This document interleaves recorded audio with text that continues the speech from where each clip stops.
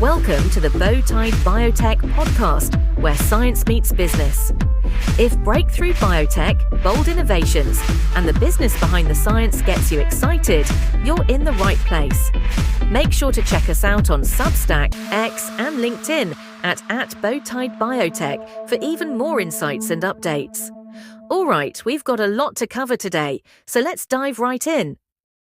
Hey everyone, and welcome back. We're diving into the thrilling world of startups today. Oh, the thrill. Well, maybe not always thrilling, right? I mean, the reality behind those headlines is what we're after. Yeah, exactly. And we've got some fascinating data from Carta to guide us.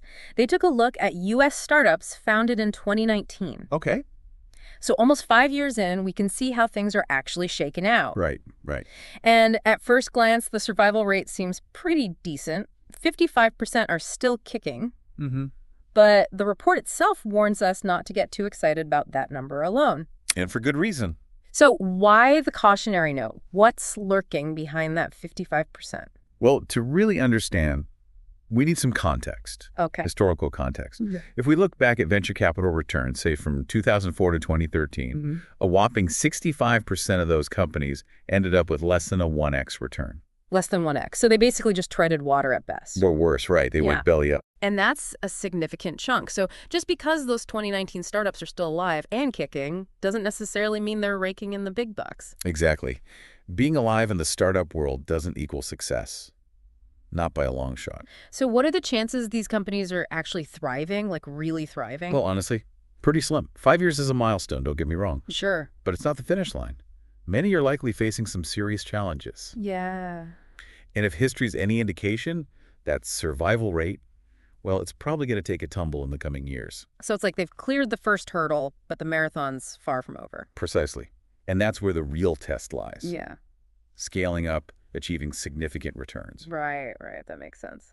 So what does this uphill battle actually look like for these startups? Well, imagine this. A fierce fight for funding, a constant scramble for market share, and the relentless pressure to build something that truly scales. It sounds intense. It is. And that's the reality for most startups. Okay, so we've established that survival's just the first step. Let's dig into the details a bit. The Carta report mentions that 16% of these 2019 startups managed to snag Series A funding. Right. Is that a good sign? Does that mean they're on the right track? It's definitely a positive sign, no doubt about it. Okay. Reaching Series A means they've impressed some investors. Yeah, they've got some backing. They've shown potential, enough to secure funding for that next stage of growth. But you're saying even with Series A funding, the odds of hitting it big are still, well, not great? Unfortunately, yes. While Series A is a big step, it's crucial to remember that the path to substantial returns remains a steep one. Right. The vast majority of startups, even those fortunate enough to secure early funding, still face an uphill battle. It's a stark reminder that the journey from a promising idea to a thriving, profitable company is paved with obstacles, and lots of them. So we've talked about funding, but what about those big wins we always hear about? You know, IPOs, acquisitions, those overnight success stories. Yes, the stuff of startup legend. But how common are they really? Not very, to be honest. The Carta data actually puts it at a mere 4%. Yeah, 4% of those 2019 startups managed an exit through an IPO or acquisition within those first 5 years. Wow, 4%. That's a far cry from the picture painted by those headline-grabbing wins. Right. It's easy to get swept up in the hype. And I'm guessing not all exits are created equal. Got it. Exit might sound glamorous, but the reality is often quite different. Many of those exits are what we call acqui-hires. Acqui-hires. What's that? Basically, a larger company buys a startup primarily for its team. So it's not about the startup's product or service? Not really, no. It's about acquiring the talent, the brains behind the operation. Interesting. So the team itself becomes the valuable asset. Exactly. Sometimes a team's expertise and potential are even more attractive than what they're currently building. That's a fascinating angle. It's not always about building that billion-dollar company, but about the team's ability to innovate. Precisely. And when it comes to IPOs, those usually happen much later in a company's life. Oh, okay. So 5 years in is too early to expect a flood of IPOs. Way too early. Historically, it takes 11 to 12 years for a company to go public. So seeing only a handful of IPOs from that 2019 group makes sense. It does. It's just too soon. So those IPO dreams, they're more of a marathon, not a sprint. Exactly. And it takes a different kind of stamina, a different kind of resilience to make it that far. It's definitely giving a more realistic view of the startup world. Right. Less about overnight success, more about navigating a complex and challenging journey. But clearly, people are still drawn to that world. So let's talk about what it takes to actually make it, even if an IPO isn't on the table. Oh, sounds good.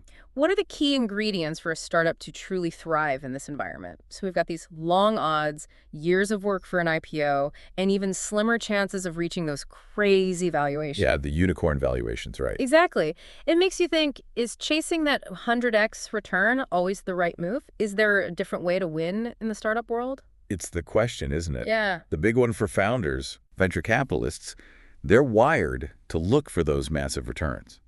It's the nature of the game. Because of the risk they're taking. Exactly. And that trickles down, puts pressure on startups to prioritize rapid growth, even if it means sacrificing, long-term stability. It's like walking a tightrope then, right, between that explosive growth and building a company that can actually go the distance. Yeah, it's a tough balance. And that's where the founder's dilemma comes in. Do you go big or go home, shoot for that unicorn status? Which is statistically pretty unlikely. Right, exactly. Or do you focus on building a company that's sustainable, profitable, even if the returns might not be as eye-popping?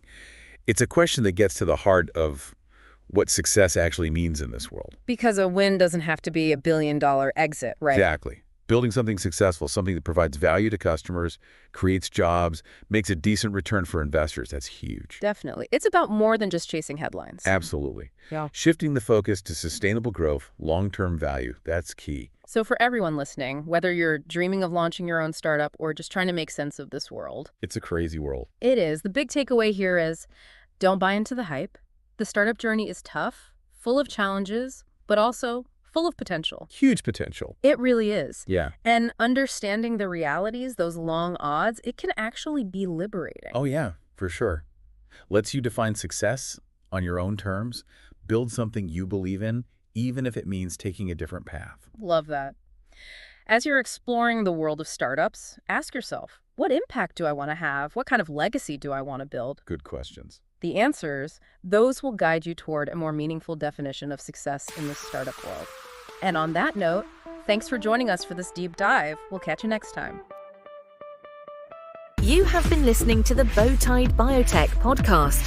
Make sure to check us out on Substack, X, and LinkedIn at Bowtied Biotech for even more insights and updates.